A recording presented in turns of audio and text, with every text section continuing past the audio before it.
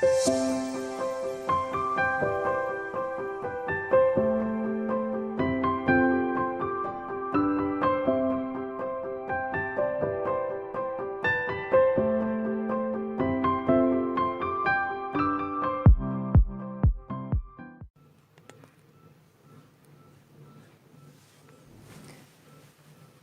dia, pessoal! Tudo bem com vocês? Espero que vocês tenham tido uma semana maravilhosa, cheia de alegrias, animada, cheia da presença do Senhor. Espero que vocês tenham lido a Bíblia bastante, orado bastante, aproveitado essa quarentena para estudar, para assistir Netflix, né? Para assistir várias séries.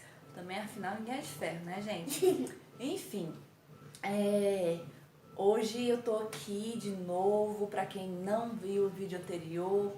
Eu sou a Lohane, da Igreja Batista Vale dos Sonhos, e eu estou aqui através de um convite da Livraria Evangélica Sinai, do seu Antônio Flávio, né? Que me convidou para estar fazendo parte desse projeto, que está levando aulas, né, para as pessoas nas suas casas durante essa pandemia, porque nós não podemos estar no tempo. Então vamos lá? Hoje nós vamos estudar um tema bastante interessante. Todos os outros foram bem interessantes, né? E esse também não deixa de ser. A gente hoje vai falar sobre os desafios de lidar com os sentimentos. Gente, essa lição é a lição da pandemia. Como tem se evidenciado, né, a questão dos sentimentos, das nossas emoções durante essa pandemia. Como nós estamos nos descobrindo, nos redescobrindo durante todo esse tempo. Coisas que a gente nem imaginava que a gente sentia. A gente está descobrindo nesses tempos dentro de casa que a gente tem medo, que a gente tem frustrações, que a gente tem sentimentos avassaladores que a gente nem imaginava que teria. E enfim, hoje nós vamos aprender um pouquinho sobre os desafios de lidar com os sentimentos. Então, eu queria convidar vocês para abrir as Bíblias de vocês lá em Filipenses, capítulo 4, a partir do versículo 4. Filipenses,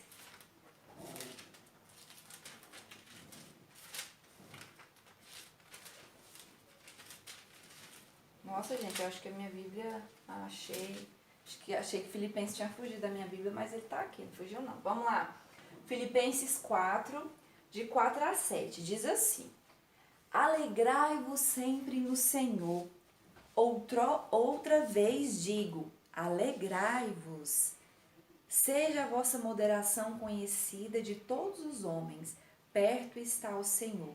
Não andeis ansiosos de coisa alguma, em tudo, porém, sejam conhecidas diante de Deus as vossas petições pela oração, pela súplica, com ações de graças. E a paz de Deus, que excede todo entendimento, guardará o vosso coração e a vossa mente em Cristo. Mais uma vez o versículo 6, só a primeira parte. Não andeis ansiosos por coisa alguma. Minha gente, esse não andar ansioso tem sido um desafio, acredito que não só para mim, mas para você adolescente que está aí na sua casa, tendo que estudar por vídeo, né, aula online, para mim, para os pais de vocês, para a nossa igreja, para toda, mundialmente falando, tem sido muito difícil não viver ansioso, porque a incerteza do amanhã se evidenciou ainda mais. Então é uma tarefa muito, muito difícil, mas podemos todas as coisas naquele que nos fortalece, né? Vamos abrir agora em Tiago capítulo 4, a partir do versículo 1. Tiago 4, 1, diz assim: A origem das contendas. De onde procedem as guerras e contendas que há entre vós?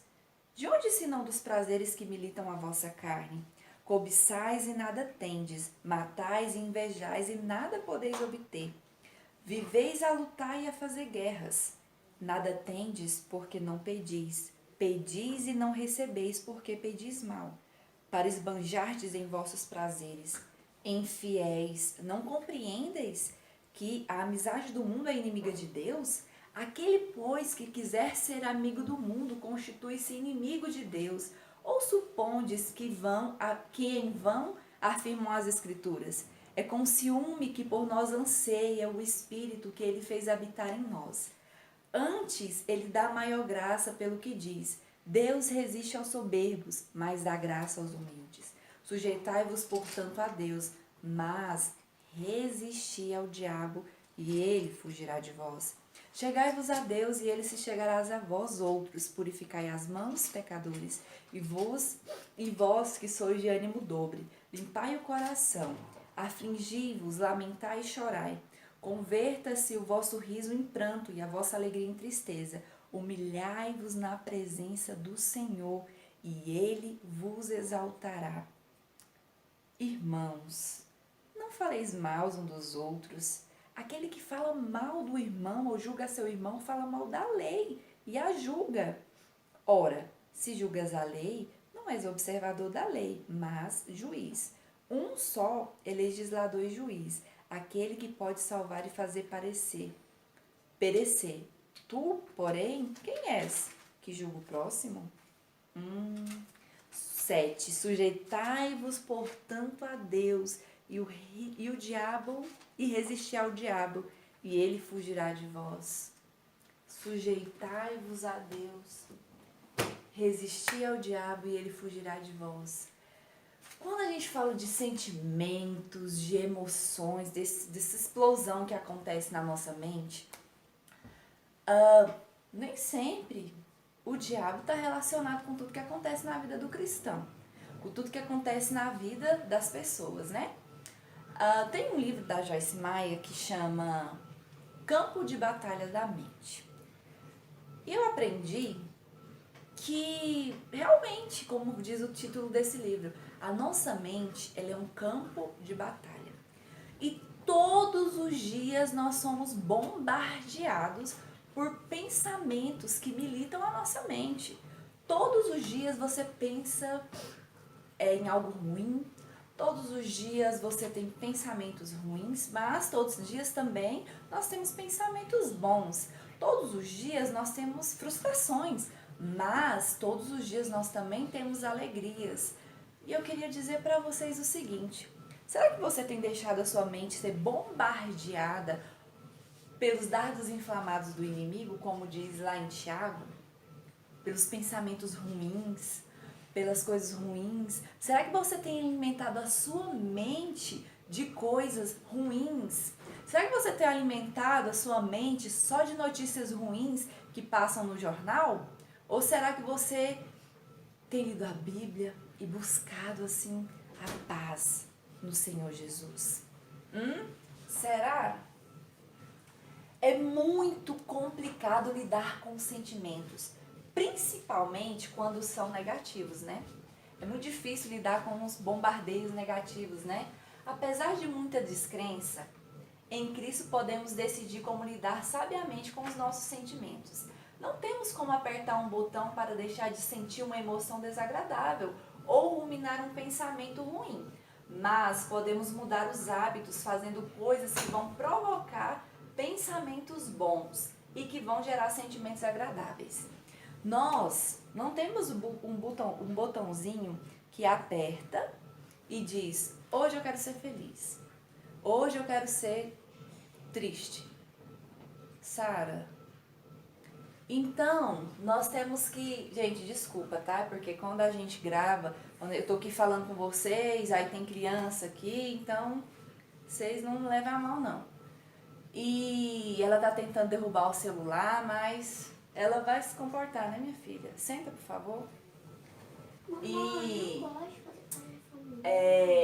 então nós não temos esse botãozinho.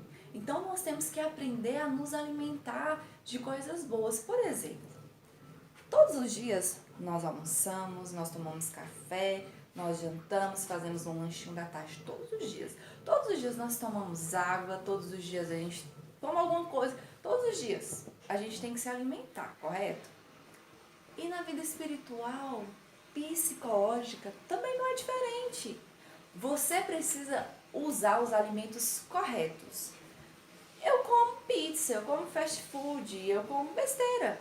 Mas eu sei que isso não faz bem pra mim. Eu sei que isso não vai me fazer bem. Então eu procuro equilibrar. Eu não como hambúrguer todo dia, eu não como pizza todo dia. Geralmente final de semana, durante a pandemia tem sido mais. Mas enfim, eu sei que isso não vai me fazer bem. Então eu dou uma freada, né? Com os pensamentos, com os sentimentos também não é diferente. Não deve ser, pelo menos, não deve ser diferente. Por que que eu digo isso? Porque se eu sei que eu estou sendo bombardeada por sentimentos ruins, eu tenho que começar a conversar comigo mesmo. Falar, opa, não é assim. Tem esse lado bom dessa situação. Então a gente tem que começar a filtrar aquilo que a gente tem pensado. Em vez de sermos controlados pelos sentimentos, devemos ser guiados pela leitura bíblica e pelo diálogo sincero com Deus. É o que eu disse para você, se alimentar das coisas corretas. Substitua os pensamentos. Lidar com os sentimentos é uma tarefa bem difícil. Não há botões, como eu disse, para apertar e trocar, porém a gente pode tomar decisões de nos se alegrar em Deus, no que Ele está fazendo por nós, em quem Ele é e nos propósitos dele para a nossa vida. Gente, durante esse momento, a gente começa a ver só as coisas ruins da vida. A gente começa só a visualizar as tragédias. A gente começa a ligar a televisão e só vê coronavírus, coronavírus, fulano morreu de coronavírus, e tragédia, e tragédia. Mas nós não conseguimos ver o lado bom das situações, não só da pandemia, mas de outras situações da nossa vida também. Como você tem olhado para a sua vida? Você, adolescente. Agora eu também tenho a mesma dificuldade. É ruim, é chato a tal da aula online, é chato você não poder sair de casa, é chato você não ir ao shopping, você não sair com seus amigos, você não fazer aquele torneio lá de futebol ou de videogame ou de ir para qualquer lugar com seus amigos, porque a gente tá sempre ativa, a gente quer fazer alguma coisa. Mas pense pelo lado bom. A gente às vezes não valoriza, sabe, os nossos amigos. A gente não valoriza esse afago, os abraços, o afeto das pessoas que nos rodeiam. E agora, eu, você, nós estamos aprendendo a valorizar um pouquinho mais. Então a gente tem aprendido várias lições com isso. Às vezes, a paz não flui porque tentamos controlar o que está além do nosso controle. Às vezes a paz não flui porque tentamos controlar o que está além do nosso controle, em vez de viver um dia de cada vez e fazer o que está ao nosso alcance, com alegria, esperança, paciência na tribulação e perseverança na oração, que é o que a gente leu lá em Filipenses, né? Que a gente não tem que andar ansioso por coisa alguma, né? Lá em Mateus também fala, né? Por que vocês andam assim fadigados, né? Se Deus supra as necessidades, né? Até dos lírios do campo, se Ele veste da mais linda veste, né? Aquela flor lá, aquela semente que é plantada hoje, depois é lançada ao fogo. Quem dirá sobre nós que somos filhos? Mas durante as tribulações a gente se esquece que é filho, né? A gente se esquece de todas as bênçãos que Deus derramou sobre as nossas vidas e a gente começa só a focar nas coisas ruins. Então, foca em Cristo, foca no que Ele tem. Mesmo que aparentemente não haja solução para algo ruim que estejamos vivendo, a alegria do Senhor é a nossa força. A alegria do Senhor é a nossa força. Lá em Neemias 8:10, gente, Neemias escreveu isso.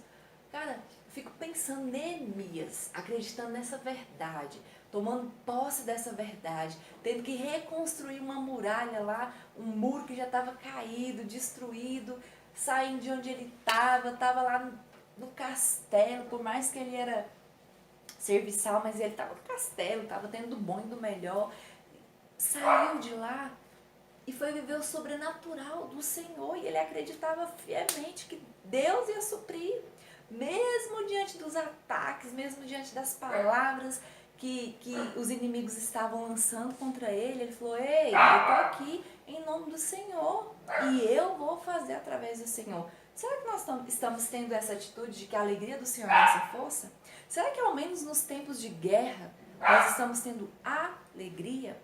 Será que nós estamos tendo paz? Será que nós estamos deixando Cristo se apoderar das nossas vidas? Cristo entrar, habitar, falar: Senhor, eis-me aqui, toma conta?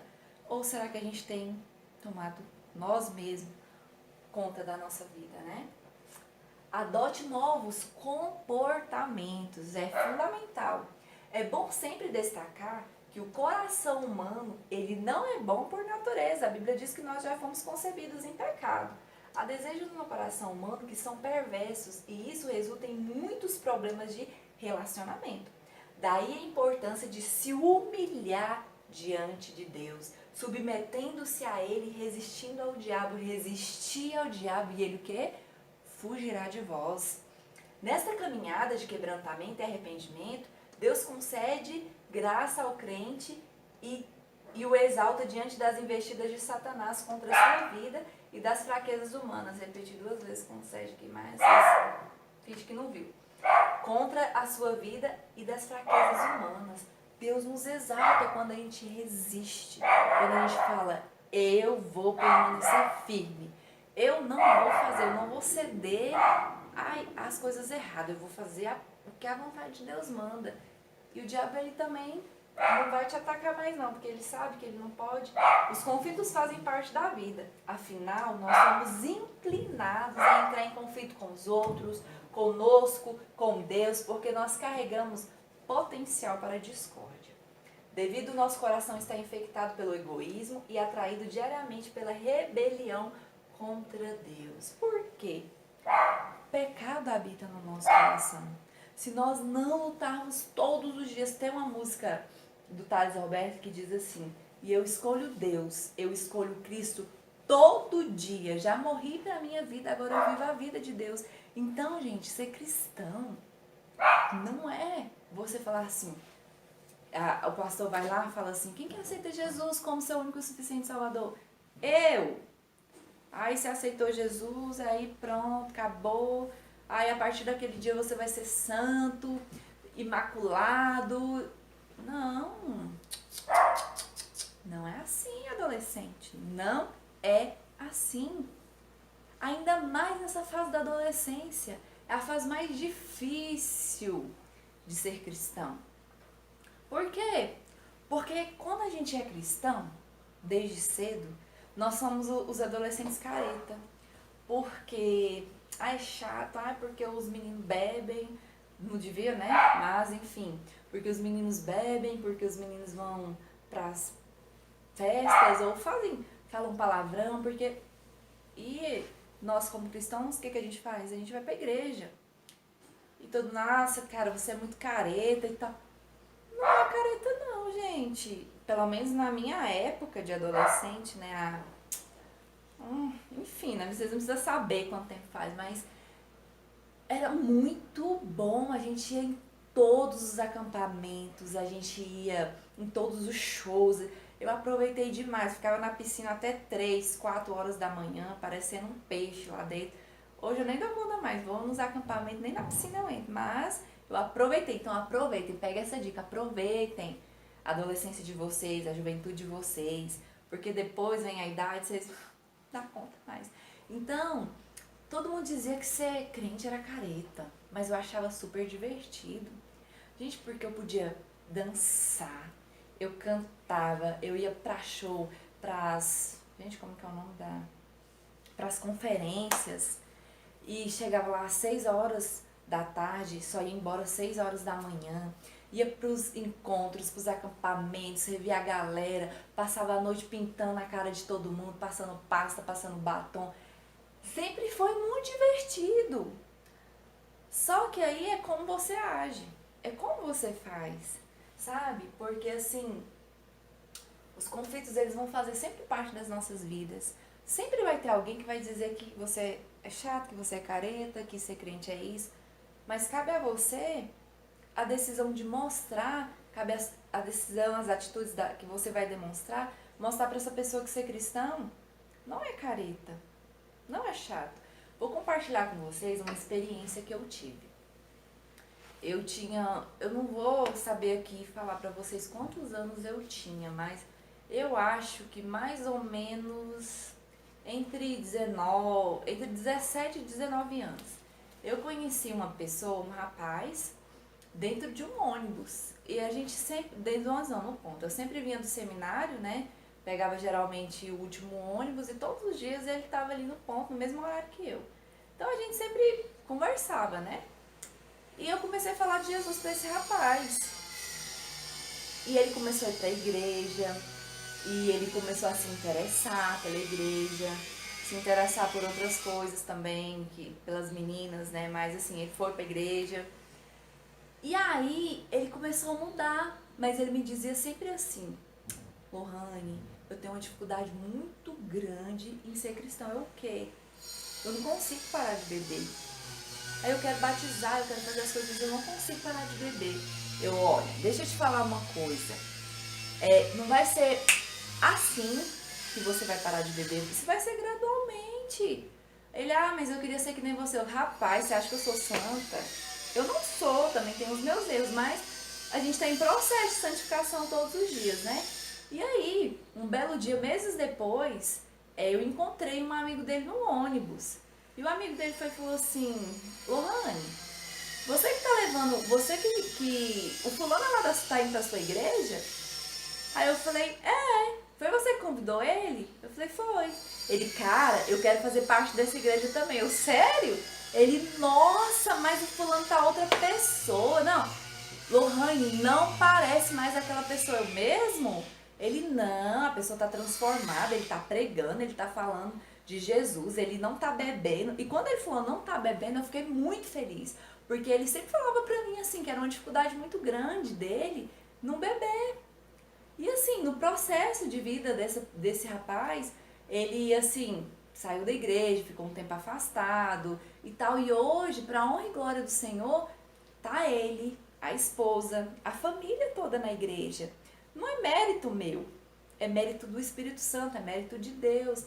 Mas foi através da minha vida, do meu comportamento, de como eu me relacionava com as pessoas, que ele se tornou um cristão. Ele teve muitas fraquezas.